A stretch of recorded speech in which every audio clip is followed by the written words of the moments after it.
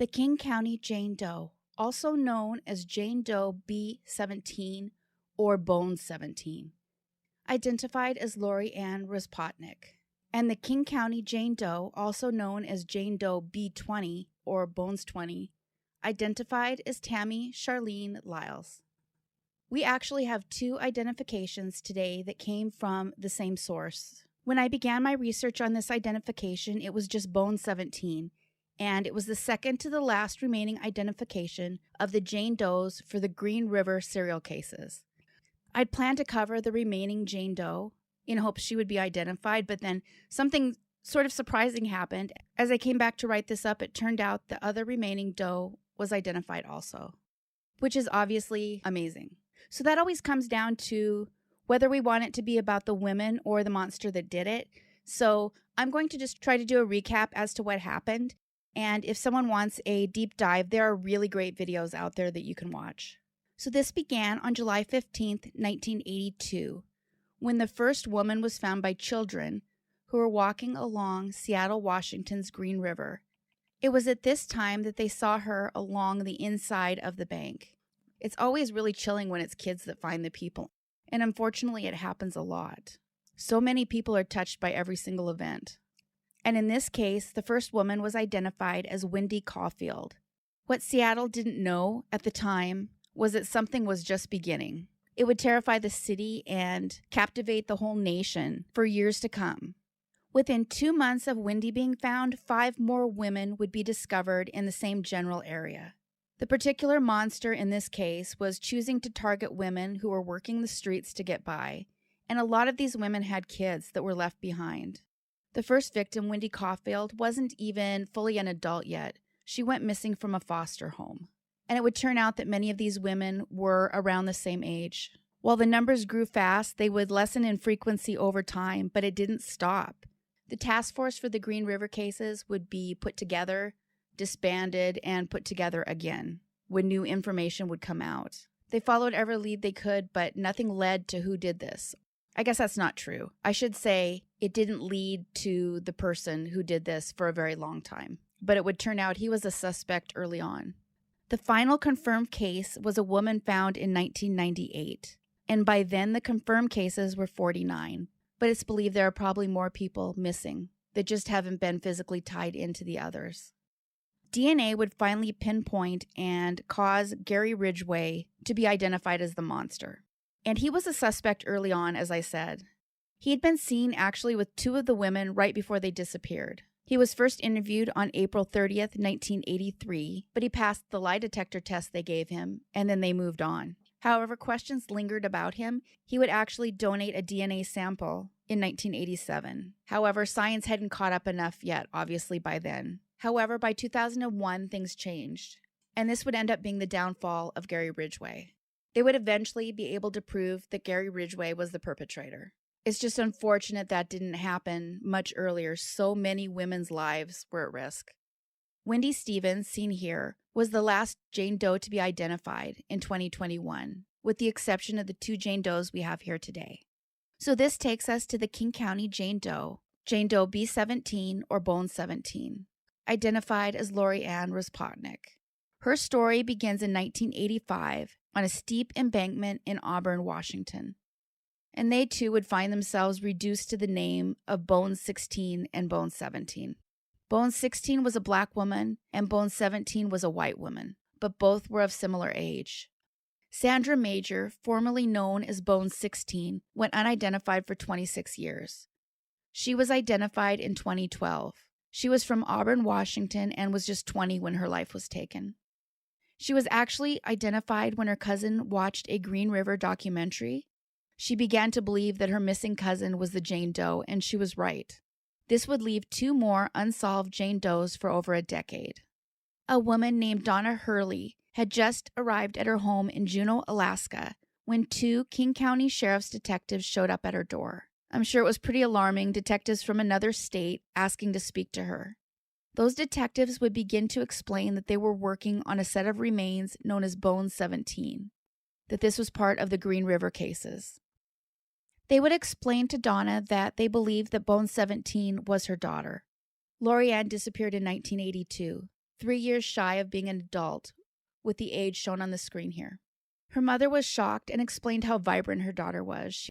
She would say that she's pure joy and a firecracker, and she lived her life doing everything 100%. She said her fuse was lit and she would look for a place to explode every day, be it baseball, protecting her brother, doing dog shows, horseback riding, or even riding a motorcycle. She threw herself into everything that she did, and she was really good at all of it. She was a straight-A student.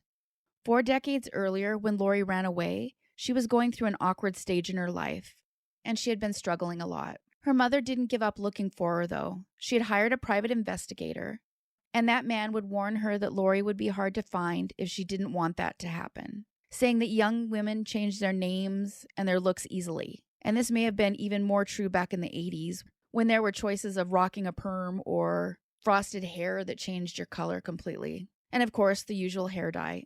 He probably had a point, but things were not really what they seemed. And obviously, he found no trace of her. It doesn't specifically say she was reported missing. However, given she hired a private investigator, I'd say there's probably a pretty good chance she did report her missing too. The investigator looked and looked for her daughter, although he did warn her that if she didn't want to come home, there was nothing that he could do. Over the years, she resorted to looking for her daughter on TV.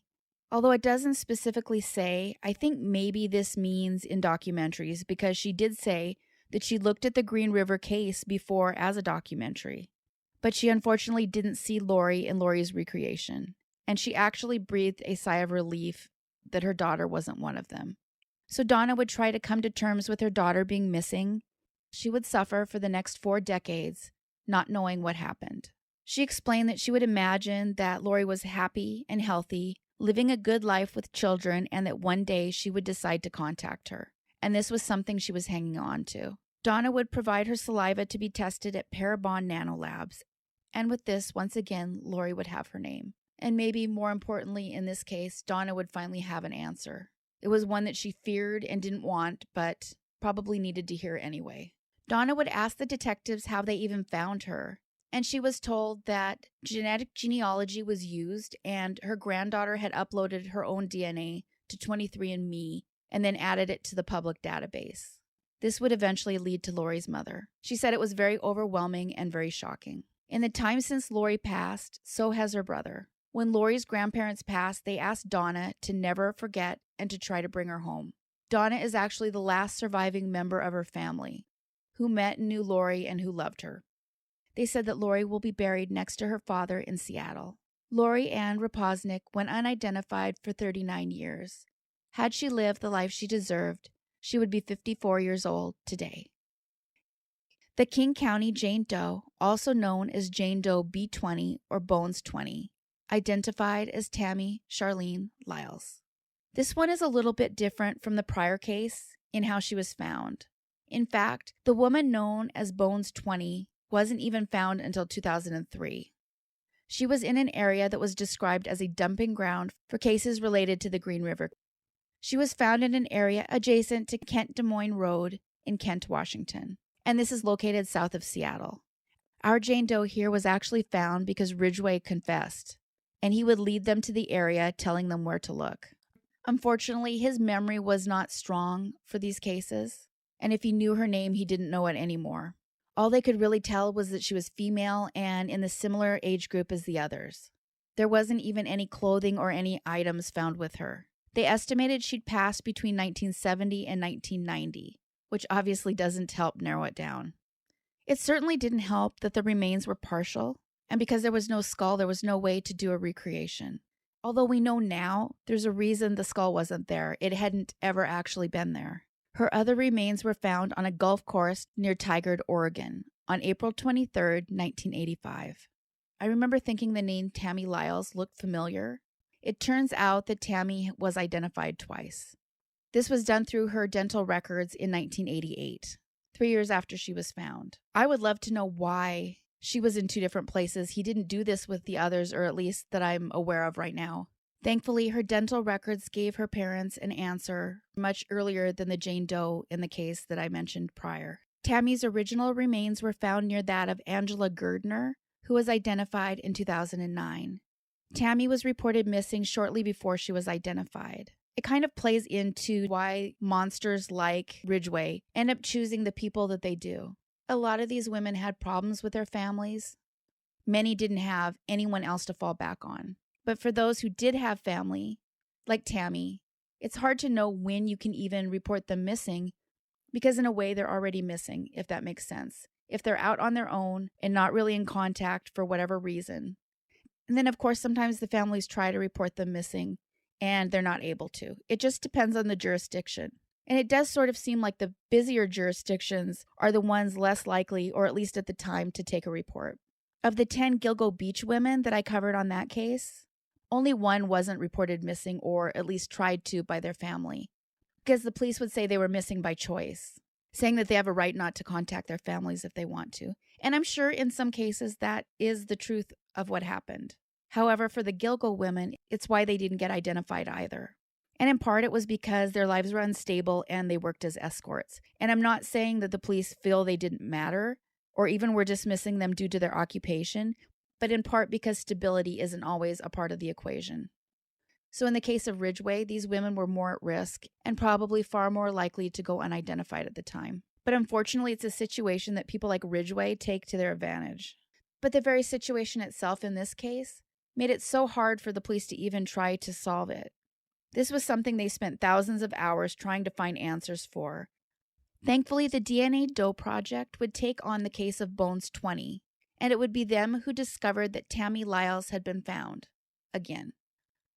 We know now she was just 1 year older than Lori, and the age can be seen here on the screen. The Liles family has dealt with a lot. The sad thing about this, too, is Tammy Liles' family is now going through the loss sort of all over again.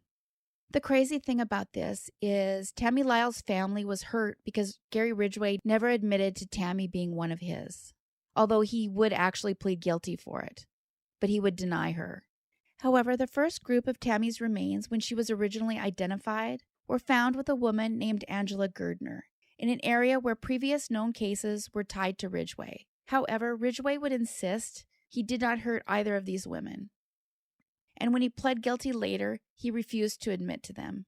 In 2003, Tammy's brother spoke out about how much that hurt her family. Sadly, the proof wouldn't come until 2024, when the rest of her remains were identified, again near other known victims. There's just no question that Ridgway was responsible. So while Tammy was listed officially as a victim, Angela so far has not been. Tammy's brother stated in 2003 that you live with this for 20 years, wondering what happened, and despite that, you feel like you can't ever find closure, saying that if he would just admit he did it, it would have helped the family a lot, and that's really sad. Hopefully Tammy's family's doing better in finding some sort of closure, however late it came. Throughout the 1980s and the 1990s, it's believed that 70 women would perish due to the twisted desires of this specific monster. He was charged and convicted of 49 cases, but he's confessed to 71. He is currently incarcerated at the Washington State Penitentiary in Walla Walla, Washington. Some of Tammie Charlene Liles' remains went missing for 40 years, and she was an unidentified Jane Doe for 20. Had she lived the life she deserved, she would be 56 years old today. Huge thanks for watching all the way to the end. If you are at all interested in helping crowdfund John and Jane Doe cases, I've provided links to the DNA Doe Project and DNA Solves below. Both of those allow you to pick the cases you help fund. Thanks everyone for watching. Take care of yourselves and each other.